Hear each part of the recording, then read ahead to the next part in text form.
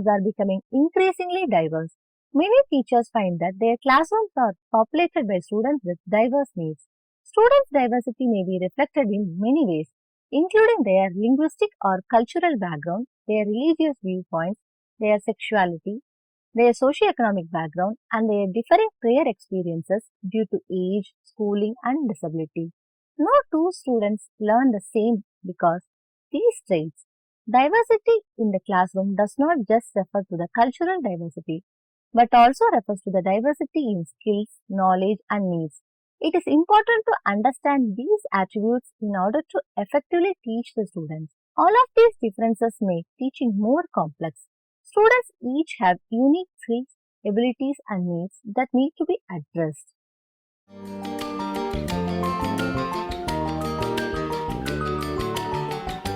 The most important thing a teacher can do to help educate the students is to learn as much as about possible. A teacher can achieve this in a wide variety of ways, either by spending time talking to the students, giving them questionnaires to fill out, or engaging them in activities that reveal information about them.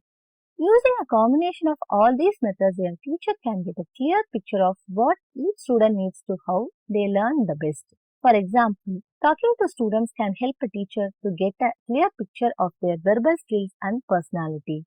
A questionnaire can target specific information about the student and help the teacher learn about their interests and passions. Different icebreaker activities can allow the teacher to observe students socializing in groups.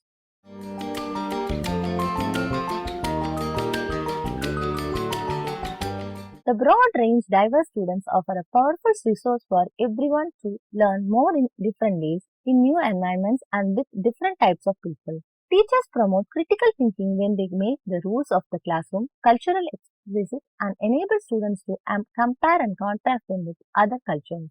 Students can develop cross-cultural skills in culturally and linguistically diverse classrooms. For such learning to take place, teachers must have the attitude, knowledge and skills to make their classrooms effective learning environments for all students. Every single person in this extremely diverse and ever-changing system has the power to serve as an invaluable resource for all other students, teachers and the community as a whole. The growing diversity in classrooms all over the world necessitates and encourages the development and use of diverse teaching strategies designed to respond to each student as an individual.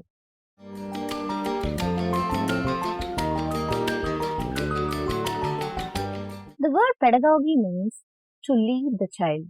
Pedagogy is an art and science. In other words, pedagogy refers to best way of teaching to variety of children. The task of teaching includes basic principle of teaching, approaches, methods, techniques, strategies, and skills of teaching. The real teaching happens when the teacher understands minds of the learners or students. He or she will engage the students as per their levels and understandings. He plays a pivotal role in adopting appropriate methods and strategies in order to teach effective to school children. The school children comprise of diverse learning in their nature. The term diverse learners can be used for gifted children, street children, slow learners, tribal children, disadvantaged children, and children with special needs. It is very important to understand various learning needs of diverse children and impart free and quality education for them. There should not be any kind of discrimination with regard to their religion, region, caste, creed, color, and ethnicity while imparting education and gaining learning experiences. To impart quality education, the teacher of the class should adopt various pedagogical processes. It includes selection of criteria of teaching, classroom management, effective communication, use of assistive technologies, way of teaching to children with disabilities, gifted children, slow learners, and tribal children, and understanding their learning needs and disabilities.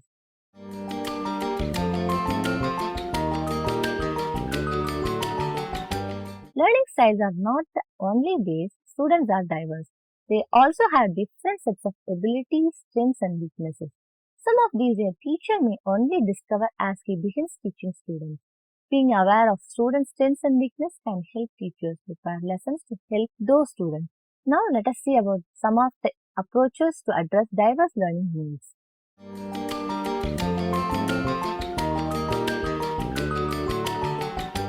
Just as everyone has a unique fingerprint, each student has an individual style of learning. Not all students in a classroom learn a subject in the same way or share the same level of ability.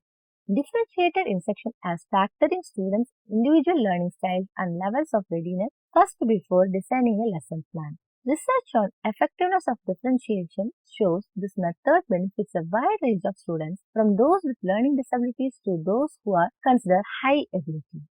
Differentiating instruction may mean teaching the same material to all students using a variety of instructional strategies, or it may require the teacher to deliver lessons at varying levels of difficulty based on the ability of each student.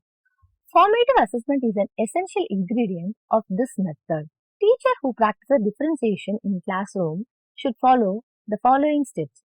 Design lesson based on students' learning styles. Group students by shared interests, topics or ability for assignment. Assess students' learning using formative assessment. Manage the classroom to create a safe and supportive environment. Continuously assess and adjust lesson content to meet student needs.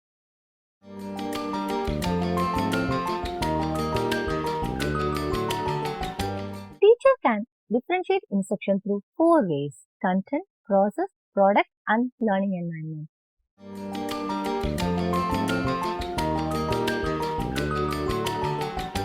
Fundamental lesson content should cover the standards of learning set by the regional or national educational system. Some students in a class may be completely unfamiliar with the concepts in a lesson. Some students may have put partial mastery, and some students may already be familiar with the content before the lesson begins.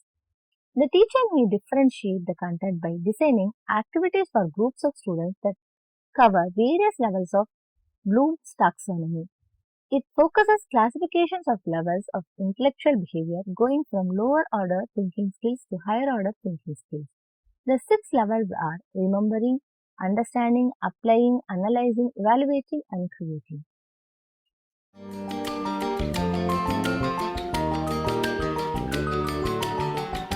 Each student has a preferred learning style, and successful differentiation includes delivering the material to each style, that is visual, auditory, and kinesthetic, and through words. Not all students require the same amount of support from the teacher, and students could choose to work in pairs, small groups, or individually. While some students may benefit from one-on-one interaction with the teacher, and others may be able to progress by themselves. Teachers can enhance students' learning by offering supports based on individual needs. Here are some of the examples of differentiating the process. That is, provide textbooks for visual learners, allow auditory learners to listen to audiobooks.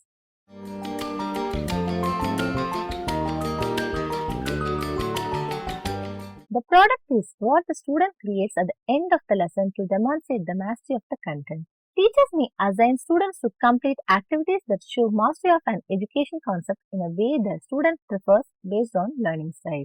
Some of the examples of differentiating the end product are: read and write learners write a book report, visual learners create a graphic organizer of the story, auditory learners give an oral report.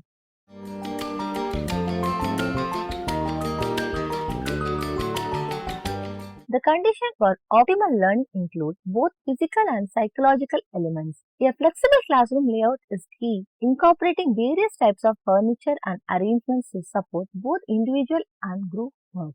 Psychologically speaking, teachers should use classroom management techniques that support safe and supportive learning environment. Here are the examples of differentiating the environment. Break some students into reading groups to discuss the assignment. Allow students to read individually if preferred. Research shows differentiated instruction is effective for high ability students as well as students with mild to severe disabilities. When students are given more options on how they can learn material, they take on more responsibility for their own learning. Students appear to be more engaged in learning, and there are reportedly fewer discipline problems in classrooms where teachers provide differentiated lessons. Differentiated instruction requires more work during lesson planning, and many teachers struggle to find the extra time in their schedule.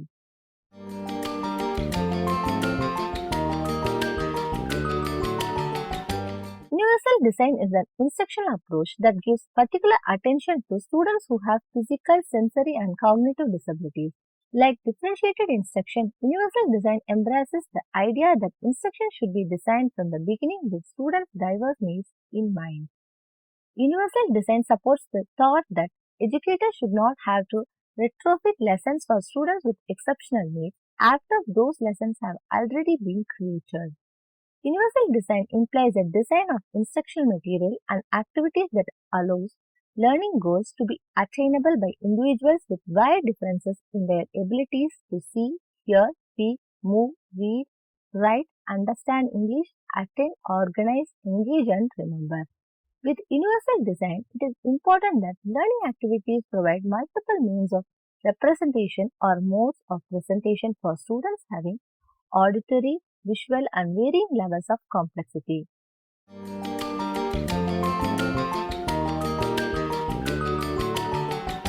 Like differentiated instruction and universal design, sheltered instruction also embraces the needs of diverse learners, specifically English language learners. It has 8 elements: preparation, building background, comprehensible input, strategy, interaction, practice and application, lesson delivery, review and assessment. The preparation element suggests that teachers first identify lesson objectives aligned with national and regional standards. The building background element requires that teachers link new content to students' background experiences and help students focus on unfamiliar vocabulary. With the comprehensible input element, as the name implies, teachers use controlled vocabulary, sentence structure, and visuals and gestures to facilitate students' comprehension. The strategy element refers to teaching students different approaches for organizing and retaining information associated with effective learning. The interaction element shows teachers how to structure opportunities for students to interact with their peers in the learning process.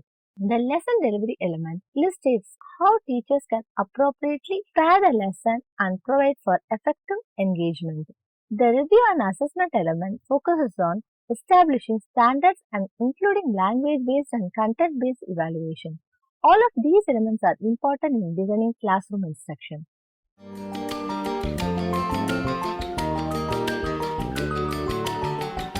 Multicultural education is another approach that is important in today's diverse classrooms.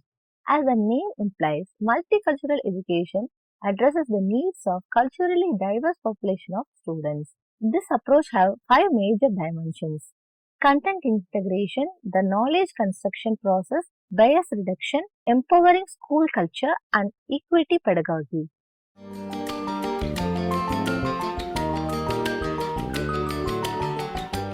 Certain behaviors and instructional strategies enable teachers to build a stronger teaching or learning relationship with their culturally diverse students. Many of these behaviors and strategies demonstrate standard practices of good teaching, and others are specific to working with students from diverse cultures.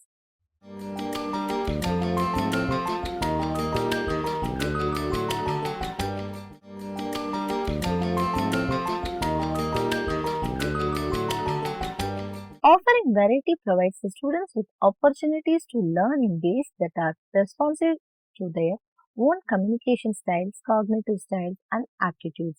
In addition, the variety helps them develop and strengthen other approaches to learning.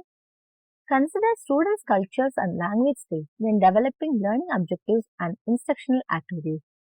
Facilitate comparable learning opportunities for students with differing characters.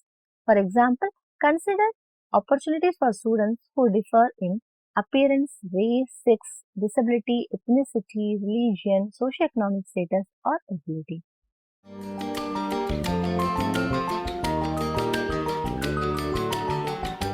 Provide increased opportunities for high and low achievers to boost their self-esteem, develop positive self-attributes, and enhance their strengths and talents. Such opportunities can enhance students' motivation to learn and achieve. Communicate expectations. Let the students know the classroom rules about talking, verbal participation in lessons, and moving about the room. Tell them how long a task will take to complete or how long it will take to learn a skill or strategy, and when appropriate, give them information on other ability to master a certain skill or complete a task.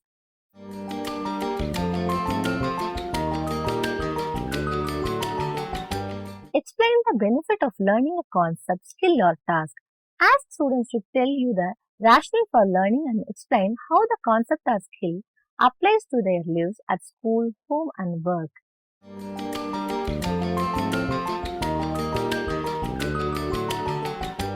At the beginning of lesson, give the students an overview and tell them the purpose or goal of the activity. If applicable, tell them the order that the lesson will follow and relate it to previous lesson.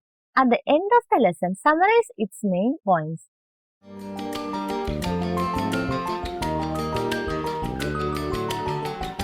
For example, check with the students to see if they remember the difference between simple and compound sentences. Provide a brief review of the previous lesson before continuing on to a new and related lesson.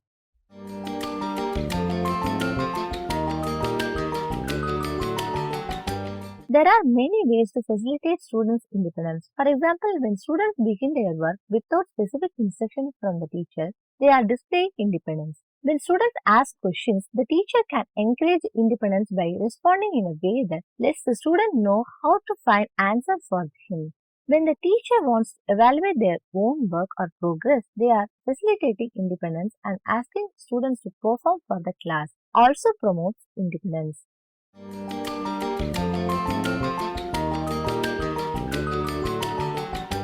Keeping students on task maintains a high level of intensity of instruction. By starting lessons promptly and minimizing transition time between lessons, teachers can help students stay on task. Shifting smoothly and efficiently from one lesson to another, being businesslike about housekeeping tasks such as handling out papers and settling up audiovisual equipment helps to maintain their attention. Keeping students actively involved in the lesson, for example, by asking questions that require students to recall information, also helps them to stay focused on increase the intensity of instruction.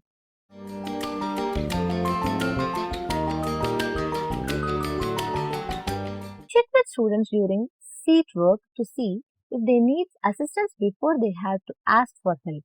Ask if they have any questions about what they are doing and if they are understand what they are doing. Also make the students aware of the various situations in which a skill or strategy can be used, as well as adaptations that will broaden its applicability to additional situations.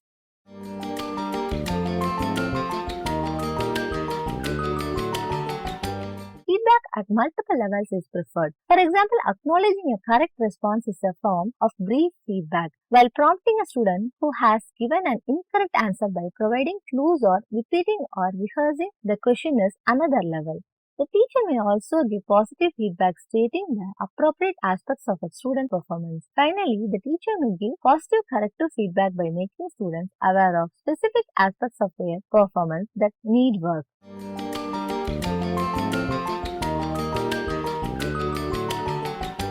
Require students to master one task before going on to the next. When tasks are assigned, tell the students the criteria that define mastery and the different ways mastery can be obtained. When mastery is achieved on one aspect or portion of the task, give students corrective feedback to let them know what aspects they have mastered and what aspects still need more work. When the task is complete, let the students know that mastery was reached.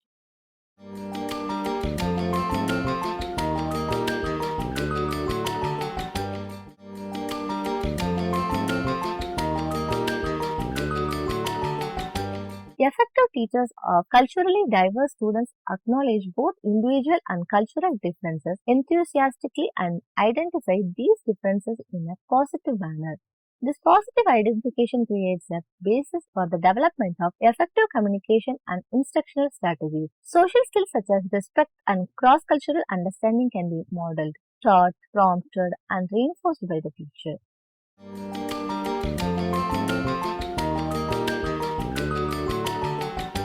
Once students' orientations are known, the teachers can structure tasks to take them into account. For example, before some students can begin a task, they need time to prepare or attend to detail. In this case, the teacher can allow time for students to prepare, provide them with advanced organizers, and announce how much time will be given for preparation and when the task will begin. This is a positive way to honor their need for preparation, rituals, or customs.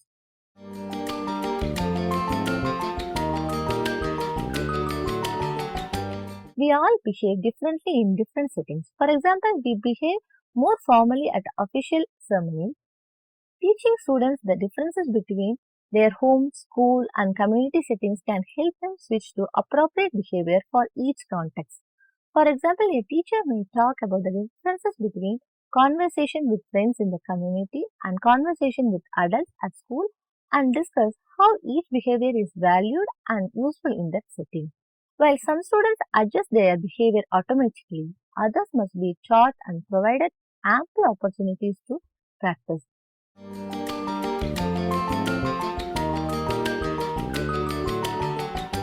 As attention increases to ensure that all learners reach common standards, there is also more attention focused on including students with disabilities into general education classrooms.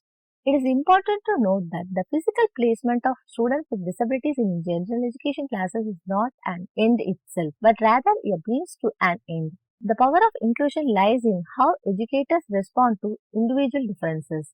While quality-based reform calls for convergence in terms of learning outcomes, inclusion calls for divergence in terms of strategies used in teaching. Inclusion provides many opportunities for educators, such as enhancing access to general education curriculum for students with disabilities. This enhanced access to a general education curriculum should include universal design for learning principles. Differentiated instruction is an example of a supporting instructional approach that embraces the needs of academically diverse population of students, in particular students who are gifted or who have disabilities. Differentiated instruction involves creating multiple paths to learning for diverse students. Instruction can be differentiated in a variety of ways, such as tailoring content to an individual student's needs, modifying instruction methods to address student learning.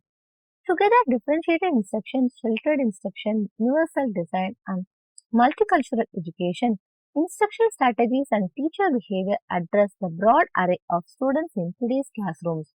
By using these approaches, teachers have pedagogical tools they need to teach standards in diverse, inclusive classrooms.